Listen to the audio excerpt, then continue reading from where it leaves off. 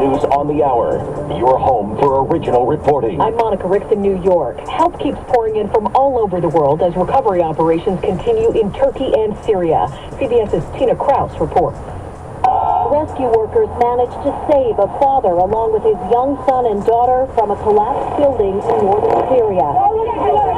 Officials call the first 3 days after an earthquake the golden period, when the chances are greatest of finding survivors.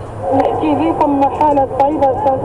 as this volunteer says, with each passing hour, the conditions become more difficult, with cold temperatures setting in and some being found dead. More than 12,000 people have died. Authorities have given the all-clear in Ohio, which means East Palestine residents can go back home. The area's been off limits for days after a train carrying toxic chemicals derailed. The man accused of killing 23 people at a Walmart in El Paso has pleaded guilty in federal court. Reporter Chris Fox. 24-year-old Patrick Crucius pled guilty to 90 federal charges, including 22 counts of hate crimes resulting in death. Shortly before the August 3rd, 2019 attack at an East El Paso Walmart, Crucius posted online that the shooting was in response to the Hispanic invasion of Texas. The Pentagon says 4 previous Chinese spy balloons have flown over the U.S. Pentagon spokesman Brigadier General Patrick Ryder. In some cases, whereas some of these balloons previously had not been identified, subsequent intelligence analysis did enable us to indicate that these were Chinese balloons. The military is still recovering debris from this latest balloon.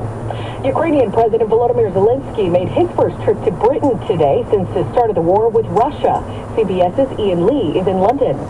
Hundreds of lawmakers welcomed him to a packed Westminster Hall for a historic address. Russia will lose. While in London, President Zelensky also met with King Charles. He thanked the British monarch for showing support for Ukraine when he was still the Prince of Wales. Well, we are just days away now from Super Bowl Sunday, and there's good news at the grocery store where at least one staple for the big game will be cheaper. Here's CBS's Matt Piper.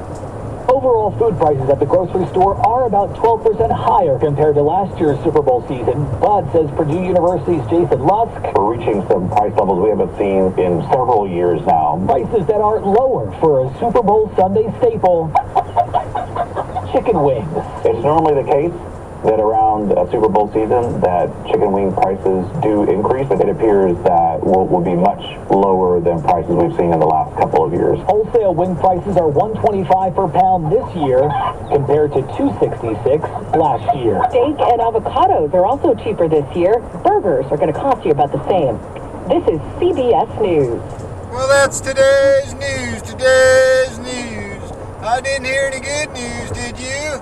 I didn't think so. I guess it's all about perspective. The glass is half full.